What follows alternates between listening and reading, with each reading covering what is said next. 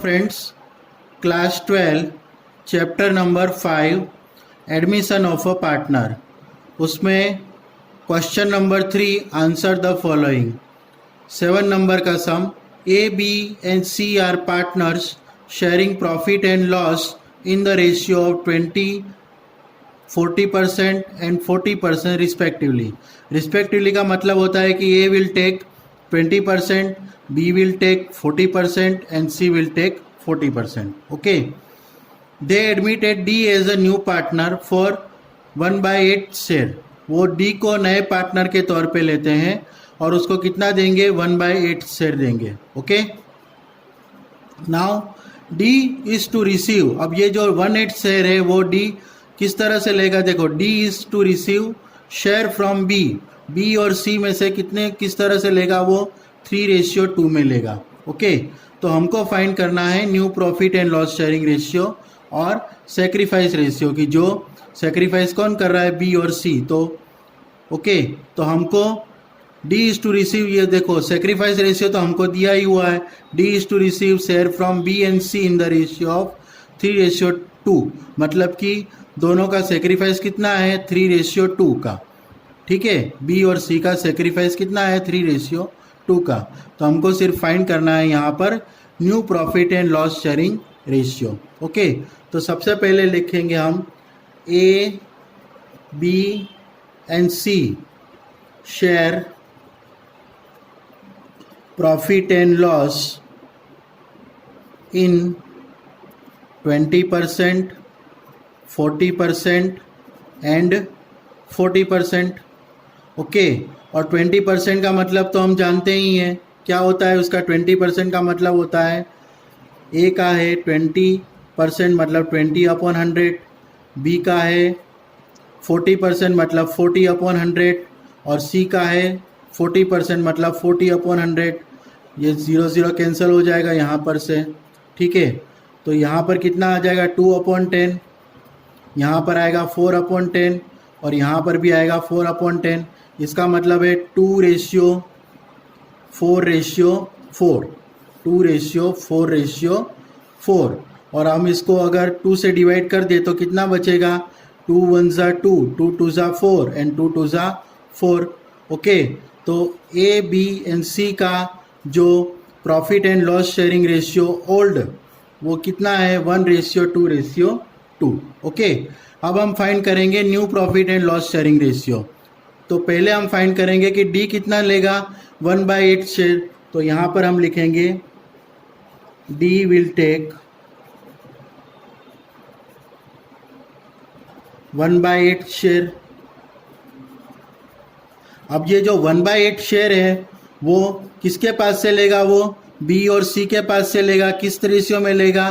3:2 में, बराबर। तो यहाँ पर हम लिखेंगे D will take his share from B and C in 3:2। और 3:2 का मतलब क्या होता है? 3 + 2 अगर हम करें तो कितना हो जाएगा? 5 हो जाएगा। इसका मतलब होता है कि B और C, B कितना देगा? देखो 1/8 शेयर है टोटल D का, उसमें से ए कितना, बी कितना सेक्रीफाइस करेगा? 3 है बी का, और ये टोटल हुआ 5, मतलब इधर हो जाएगा 3/5। ओके, उसी तरह से सी का कितना हो जाएगा? 2/5। ओके, तो 1/8 शेयर में से 3/5 कौन देगा? बी देगा। और सी कितना देगा? 2/5 देगा। 1/8 में से 1/8 तो जो टोटल डी का शेयर है उसमें से 2/5 कौन देगा? सी देगा। ओके, तो दोनों का सेक्रीफाइस कितना होगा? 3 1 ज़ा 3 और 8 5 ज़ा 40। उसी तरह से इसका कितना होगा? 2 1 ज़ा 2 और 8 5 ज़ा 40। तो अब new profit and loss sharing ratio हम फाइंड करेंगे। ओके, तो ए तो कुछ भी नहीं शेयर देगा। ठीक है, तो ए का पुराना कितना है? 1 + 2 + 2 मतलब 1/5 है ना। ये इसका टोटल कितना होगा? 1 + 2 + 2 है ना। 1 + 2 + 2 तो कितना हो जाएगा? 5। तो ए का हो जाएगा, यहाँ पर हम new profit loss sharing ratio कर रहे हैं इसलिए इसको डिवाइड कर देते, थोड़ा अलग कर देते हैं। ठीक है, तो ए का आएगा 1/5 है। ओके, उसके बाद बी का पहले कितना था 2/5, तो यहाँ पर हम लिखेंगे 2/5। उसमें से वो 3/40 किसको दे देगा, वो डी को दे देगा, तो हम 3/40 हटा देंगे, मतलब माइनस कर देंगे। उसी तरह से यहाँ पर भी सी कितना लेता था पहले 2/5, उसमें से अब कितना दे देगा वो 2/40 डी को दे देगा, तो यहाँ पर आएगा 2/40। और डी तो नया पार्टनर है और वो उसका शेयर कितना है 1/8, तो यहाँ पर हम लिखेंगे 1/8। ठीक है, तो अब देखो यहाँ पर तो इसका तो 1/5 है, तो 1/5 ही लिखेंगे, इज इक्वल टू 1/5। अब इसमें से 5 और 40 का एलसीएम निकालेंगे, तो 5 और 40 का एलसीएम कितना आएगा 40। सो 40 डिवाइड बाय 5, तो यहाँ पर आएगा 8। 40 डिवाइड बाय 40, तो यहाँ मल्टीप्लाई होगा 1, तो 8 2 ज़ा 16 और 3 1 ज़ा 3। ओके, तो 16 में से 3 गया तो कितना बचेगा 13/40। तो बी का जो न्यू शेयर है वो कितना आएगा 13/40।